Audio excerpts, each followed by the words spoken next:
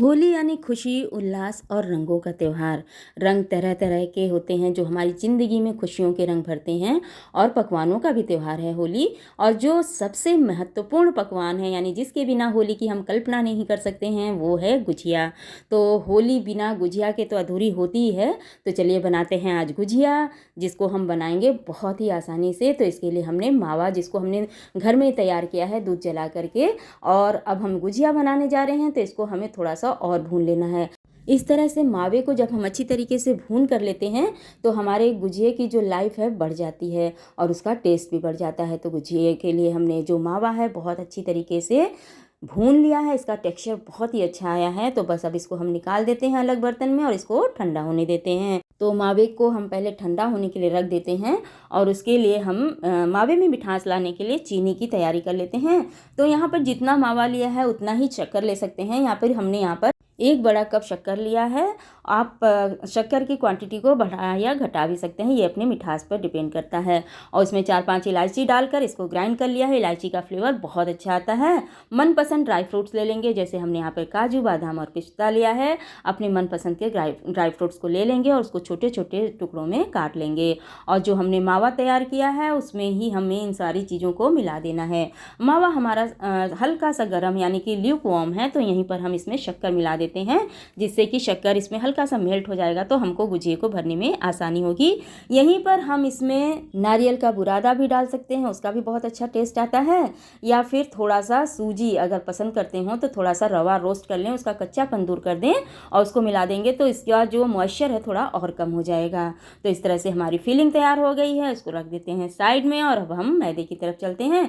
तो यहाँ पर हमने 1 केजी के आसपास मैदा ले लिया है। पूरा 1 केजी नहीं है, उसी के आसपास ही है।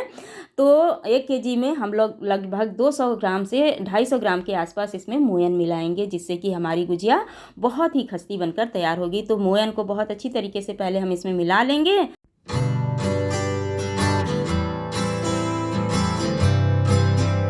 तो मोयन हमारा अच्छी तरीके से मिल गया है। तो मोयन हमारा परफेक्ट है या नहीं, इसको चेक करने का एक तरीका है कि इसके लड्डू बनाएंगे हाथ से। अगर हमारा लड्डू अच्छी तरीके से बन रहा है और वो टूट नहीं रहा है तो हमारा मोयन यानी कि परफेक्ट है। तो बस यहीं पर थोड़ा थोड़ा सा पानी डालते हुए हमें एक सख्त सा आटा लगाकर तैयार कर लेना है। गुजिया के लिए हमेशा सख्त सा ही आटा लगाकर तैयार किया जाता है, जिससे कि गुजिया हमारी बहुत अच्छी बनकर तैयार होती है, बहुत ही खस्ती बनती है। तो इस तरह से हमारा आटा लग कर तैयार हो गया है। तो इसको कम से कम आधे घंटे के रेस्ट पर रख देंगे, जिससे कि आटा बहुत अच्छी तरीके से फूल जाएगा और थोड़ा सा सॉफ्ट भी हो जाएगा। तो इसको एक बार अच्छी तरीके से हमने फिर से नीट कर लिया है और इस तरह से हम एक बड़ा सा पोर्शन तोड़ेंगे आटे का और उसके छोटी छोटी सी लोइयाँ बनाकर तैयार कर लेंगे। तो जब हम इस तरह से पहले लोइयाँ तोड़ लेते हैं तो काम थोड़ा सा आसान हो जाता है। लोइयाँ हमने बना लिया है। अब यहीं पर पतली सी पूड़ी हमें बेल लेनी है। हमें इसके लिए बहुत ज़्यादा मोटी पूड़ी नहीं बेलनी है, नहीं तो जो हमारा आउटर लेयर होता है वो मोटा हो जाता है तो गुजिया खाने में मज़ा नहीं आता है। तो जैसा कि आप देख सकते हैं बहुत पतली पतली से हमने पूड़ी बेल करके तैयार कर ली है। और मार्केट में इस तरह के सांचे बहुत इजीली अवेलेबल हैं। बस एक सांचा लीजिए, उसमें अपनी फिलिंग भरिए। फिलिंग हमें थोड़ी अच्छी क्वांटिटी में भरनी चाहिए, तभी गुजिया खाने में मज़ा आता है। और साइड से हमें पानी लगाकर बिल्कुल इसको दबाकर और इस तरह से बनाकर निकाल लेना है। इस तरह से हमारी गुजिया बनकर तैयार हो गई है। तो इसी तरह से हम पहले सारे गुजिया को अपने तैयार कर लेते हैं और उसके बाद फिर हम इसको फ्राई करेंगे। तो जब हम गुजिया बनाते जाएंगे उसके बाद हमें इस बात का भी ध्यान रखना है कि इसको हम कवर कर दें, नहीं तो ये गुजिया जो है इसकी आउटर लेयर जो है ड्राई हो जाती है तो थोड़ी सी दिक्कत हो जाती है। तो पहले हम गुजिया को बना लेते हैं, उसके बाद हम मिलते हैं। तो हमने यहाँ पर गुजिया को तैयार कर लिया है और इससे पहले कि हम इसको फ्राई करें हम इसको ढक देते हैं, जिससे कि ये सूखने ना पाए। यहाँ पर तेल हमारा गर्म हो गया है। तेल को बहुत ज़्यादा गर्म नहीं करना है, इसको मीडियम फ्लेम रखते हुए हमें गुजिया को तलना है। तो जैसा कि आप देख सकते हैं गुजिया डालते ही इसमें बहुत ज़्यादा बबल्स नहीं आ रहे हैं, हल्के से बबल्स आ रहे हैं, यानी कि हमारा जो तेल है परफेक्ट है। तो बस हम गुजिया को इस तेल में डाल देंगे और जब हम गुजिया को तेल में डालें तो इसको तुरंत नहीं टच करेंगे, नहीं तो गुजिया हमारा फट सकता है या बीच से अगर ज़रा सा भी स्पून लग गया तो ये टूट सकता है, जिससे कि अगर फिलिंग तेल में पड़ गई या फिलिंग तेल में फैल गई तो हमारा पूरा तेल ख़राब हो जाएगा और हमारी गुजिया भी ख़राब हो जाएगी। तो तलने में थोड़ी सी सावधानी हमें रखनी होती है। इस तरह से हम छोड़ देंगे और थोड़ी देर तक उलट पलट करते हुए गोल्डन ब्राउन कलर जैसे ही आए हमारे गुजिया का हमको निकाल लेना है।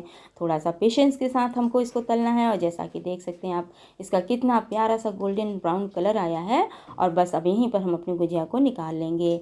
इसी तरह से हम अपनी सारी गुजियाओं को तलकर निकाल लेंगे। ये गुजिया जो है बहुत ही परफेक्ट बनती हैं, खाने में बहुत ही टेस्टी होती हैं और होली का मुख्य पकवान तो इसको बनाना तो बनता ही है।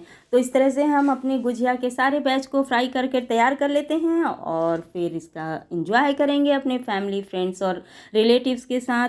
तो मनाइए होली रंगों के साथ, उल्लास उमंग के साथ और गुजिया की मिठास के साथ।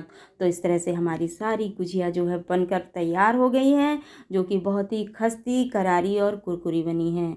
तो इसको एक बार बनाएं, फैमिली फ्रेंड्स के साथ खाएं, इसका आनंद लें और ये ज़रूर बताएं कि हमारी ये गुजिया की रेसिपी कैसी लगी है। तो गुजिया में जो खास ध्यान रखने वाली बात है वो ये है कि ड्राई फ्रूट्स आप अपनी इच्छा अनुसार ले लीजिए। मिठास कम या ज़्यादा हमें अपने अनुसार रखना है और इस तरह से बनाकर तैयार कर लेना है।